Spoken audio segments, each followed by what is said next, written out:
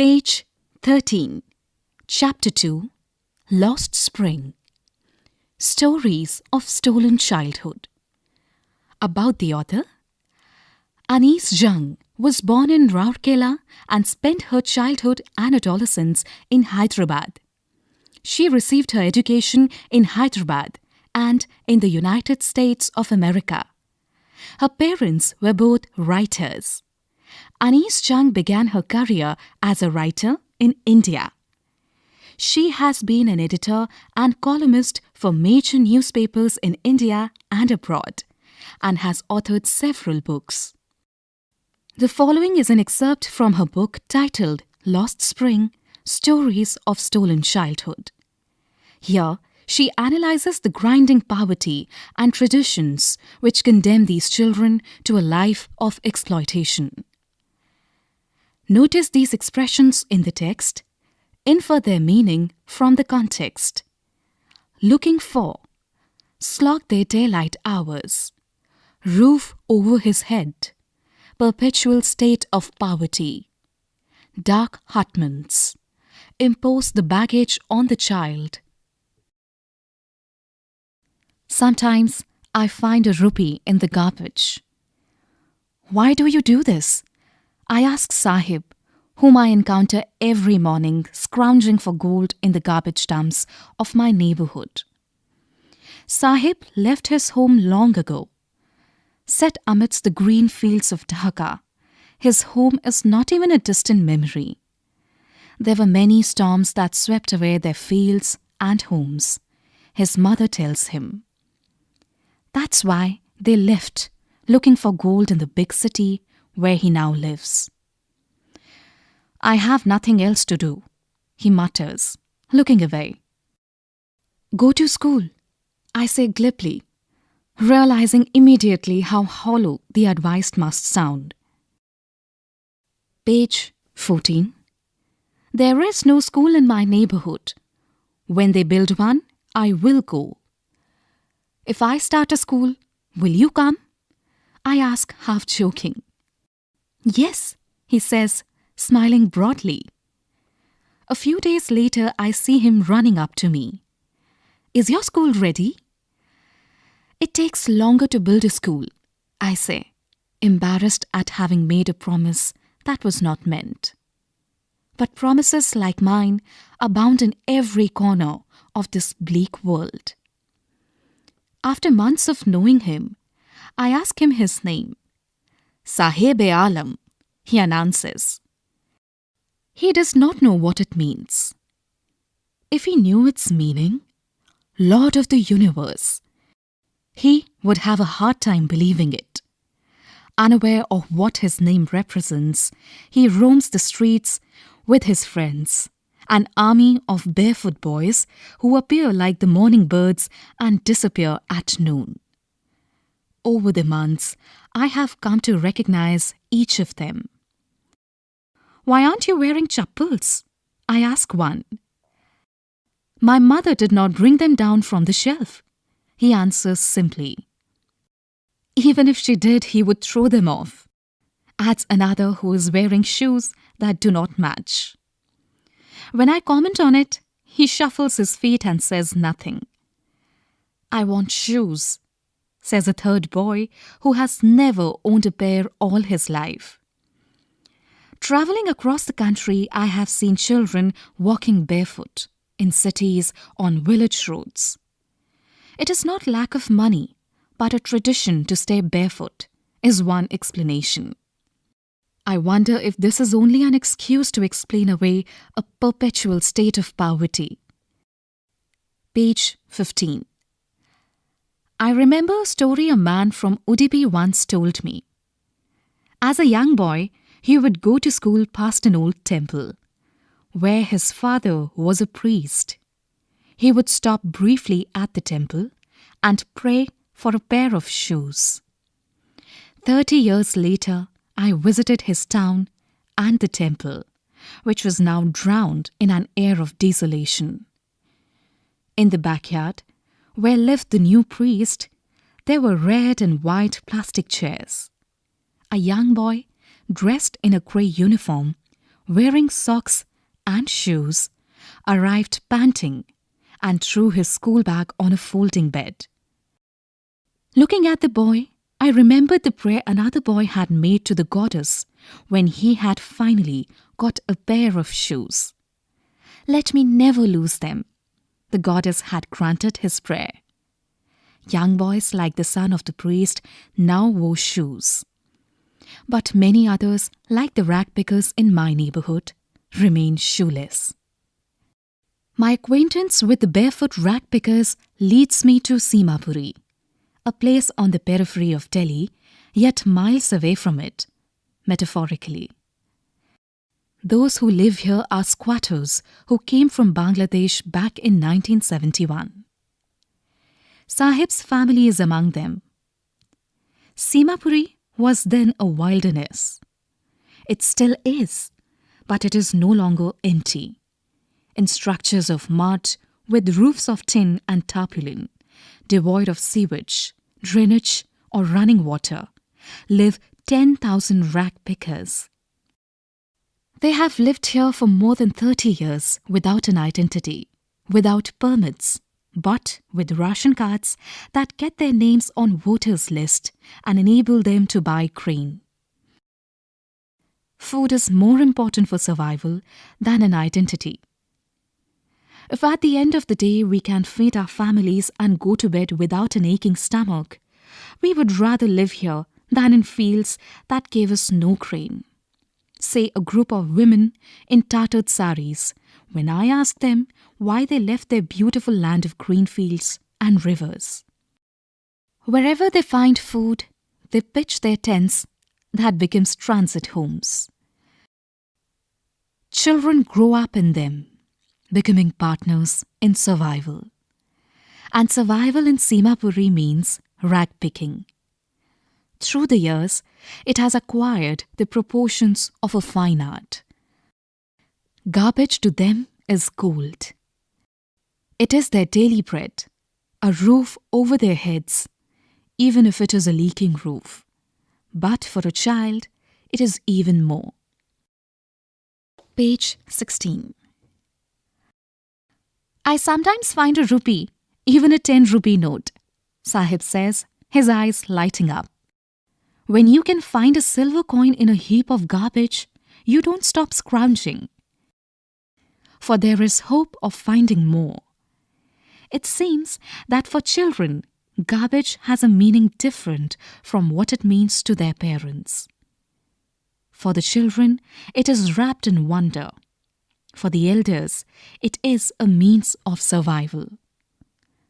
One winter morning, I see Sahib standing by the fenced gate of the neighborhood club, watching two young men dressed in white playing tennis. I like the game, he hums, content to watch it standing behind the fence. I go inside when no one is around, he admits. The gatekeeper lets me use the swing. Sahib too is wearing tennis shoes that look strange over his discolored shirt and shorts. Someone gave them to me, he says in the manner of an explanation. The fact that they are discarded shoes of some rich boy who perhaps refused to wear them because of a hole in one of them does not bother him. For one who has walked barefoot, even shoes with a hole is a dream come true. But the game he is watching so intently is out of his reach. This morning, Sahib is on his way to the milk booth. In his hand is a steel canister. I now work in a tea stall down the road, he says, pointing in the distance. I am paid 800 rupees and all my meals. Does he like the job? I ask. His face, I see, has lost the carefree look. The steel canister seems heavier than the plastic bag he would carry so lightly over his shoulder. The bag was his. The canister belonged to the man who owns the tea shop. Sahib is no longer his own master. Page 17. Think as you read. 1. What is Sahib looking for in the garbage dumps? Where is he and where has he come from? 2. What explanation does the author offer for the children not wearing footwear? 3. Is Sahib happy working at the tea stall? Explain. I want to drive a car. Mukesh insists on being his own master. I will be a motor mechanic, he announces.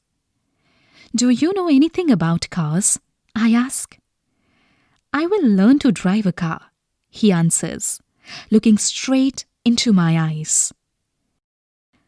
His dream looms like a mirage amidst the dust of streets that fill his own town, Firozabad, famous for its bangles.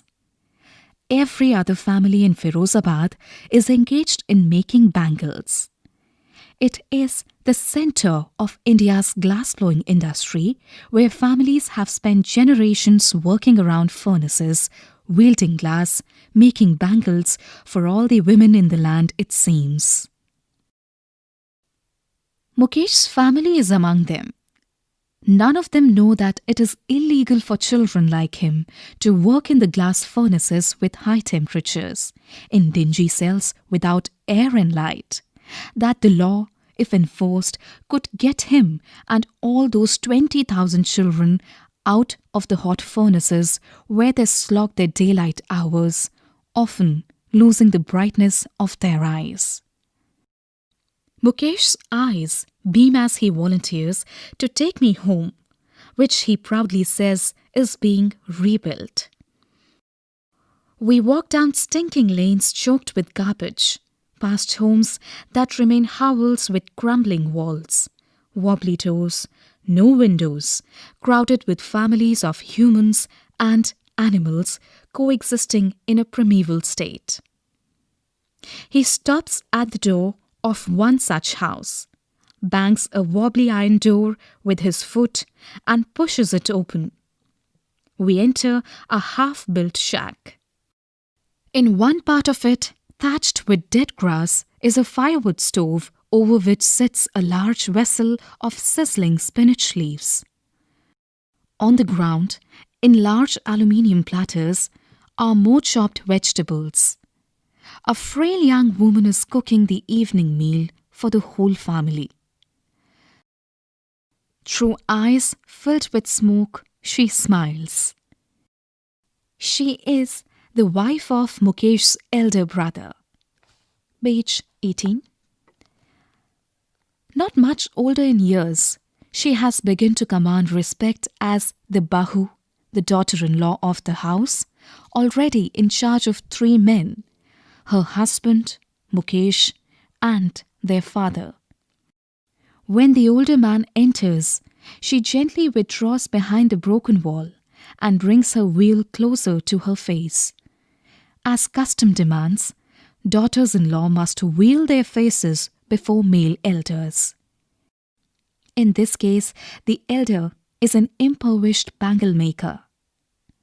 Despite long years of hard labor, first as a tailor, then as a bangle maker, he has failed to renovate a house, send his 2 sons to school. All he has managed to do is teach them what he knows, the art of making bangles. It is his karam, his destiny, says Mukesh's grandmother, who has watched her own husband go blind with the dust from polishing the glass of bangles. Can a God-given lineage ever be broken? She implies. Born in the caste of bangle makers, they have seen nothing but bangles. In the house, in the yard, in every other house, every other yard, every street in Firozabad. Spirals of bangles, sunny gold, paddy green, royal blue, pink, purple, every color born out of the 7 colors of the rainbow. Lie in mounds in unkempt yards, are piled on 4-wheeled handcarts, pushed by young men along the narrow lanes of the shanty town. And in dark hutments, next to lines of flames of flickering oil lamps, sit boys and girls with their fathers and mothers, wielding pieces of coloured glass into circles of bangles. Their eyes are more adjusted to the dark than to the light outside. That is why they often end up losing their eyesight before they become adults. Savita, a young girl in a drab pink dress, sits alongside an elderly woman, soldering pieces of glass. As her hands move mechanically like the tongs of a machine, I wonder if she knows the sanctity of the bangles she helps make. It symbolizes an Indian woman's suhag, auspiciousness in marriage. It will dawn on her suddenly one day when her head is draped with a red veil, her hands dyed red with henna, and red bangles rolled onto her wrists. She will then become a bride, like the old woman beside her who became one many years ago. She still has bangles on her wrist, but with no light in her eyes.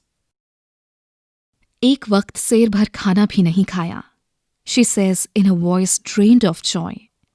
She has not enjoyed even one full meal in her entire lifetime. That's what she has raped. Her husband, an old man with a flowing beard, says, I know nothing except bangles. All I have done is making a house for the family to live in. Page 19. Hearing him, one wonders if he has achieved what many have failed in their lifetime. He has a roof over his head. The cry of not having money to do anything except carry on the business of making bangles, not even enough to eat, rings in every home.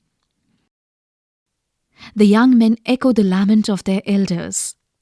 Little has moved with time, it seems, in Firozabad. Years of mind-numbing toil have killed all initiative and the ability to dream. Why not organize yourselves into a cooperative? I ask a group of young men who have fallen into the vicious circle of middlemen who trap their fathers and their forefathers. Even if we get organized, we are the ones who will be hauled up by the police, beaten and dragged to jail for doing something illegal, they say. There is no leader among them. No one who could help them see things differently. Their fathers are as tired as they are. They talk endlessly in a spiral that moves from poverty to apathy to greed and to injustice. Listening to them, I see two distinct worlds. One of the family caught in a web of poverty, burdened by the stigma of caste in which they are born. Page 20. The other, a vicious circle of the sahukars, the middlemen, the policemen, the keepers of law, the bureaucrats, and the politicians. Together they have imposed the baggage on the child that he cannot put down. Before he is aware, he accepts it as naturally as his father.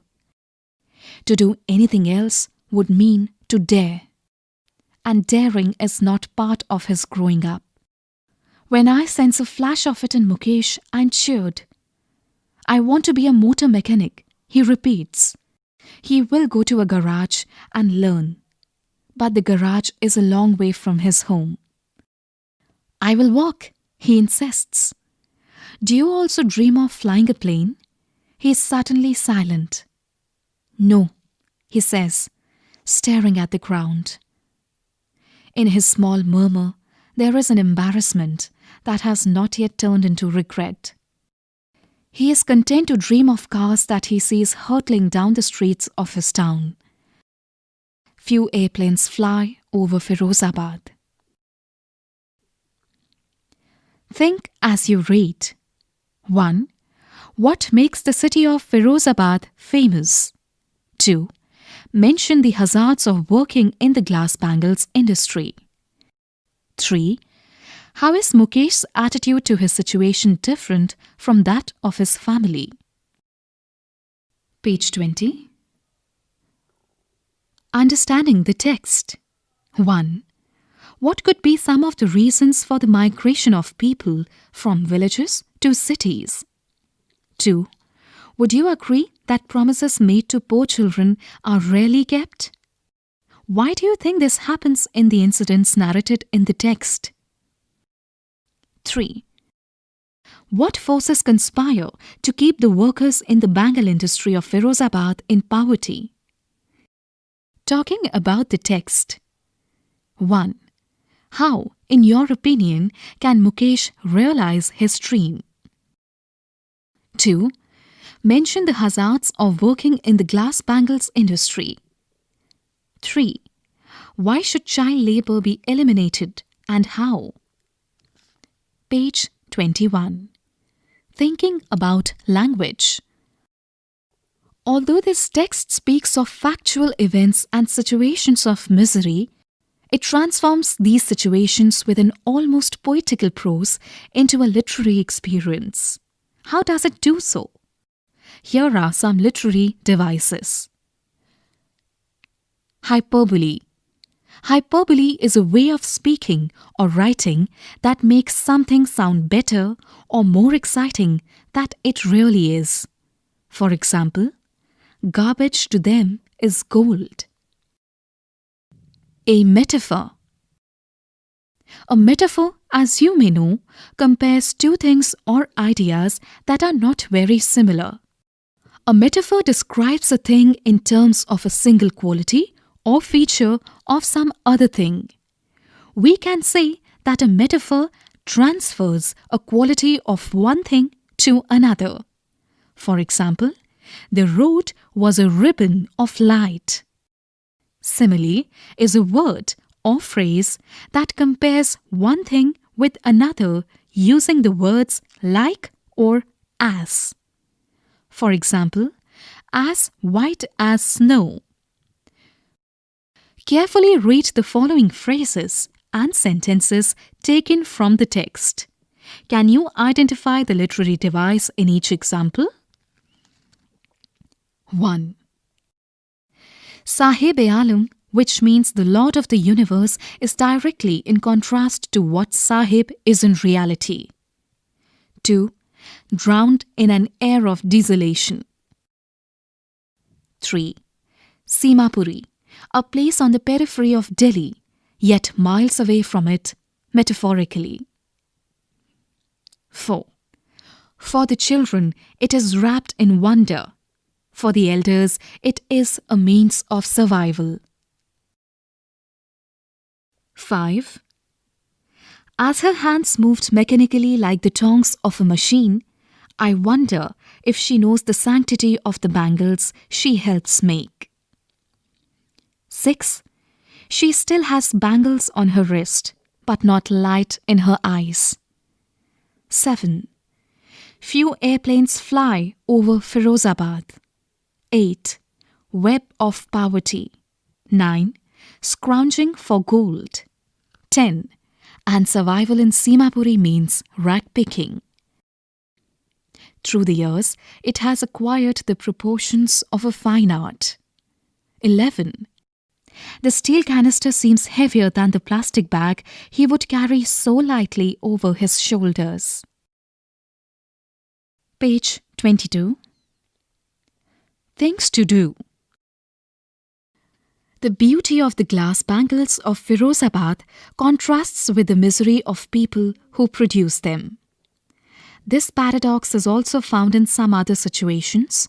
For example, those who work in gold and diamond mines or carpet weaving factories and the products of their labor, the lives of construction workers, and the buildings they build. Look around and find examples of such paradoxes. Write a paragraph of about 200 to 250 words on any of them. You can start by making notes. Here is an example of how one such paragraph may begin. You never see the poor in this town. By day they toil, working cranes and earth movers, squirreling deep into the hot sand to lay the foundations of Rome. By night they are banished to bleak labor camps at the outskirts of the city. About the unit. Theme: the plight of street children forced into labor early in life and denied the opportunity of schooling. Subtheme: the callousness of society and the political class to the sufferings of the poor. Comprehension: factual understanding and responding with sensitivity. Thinking on socio-economic issues as a takeoff from the text. Talking about the text. Fluency development. Social awareness. Discussion on. Social awareness discussion on. The dreams of the poor and the reality. Problems of child labor. Thinking about language. Focus on the use of figures of speech in writing. Things to do. Observation of the paradoxes in the society we live in. Writing, note-making and reporting.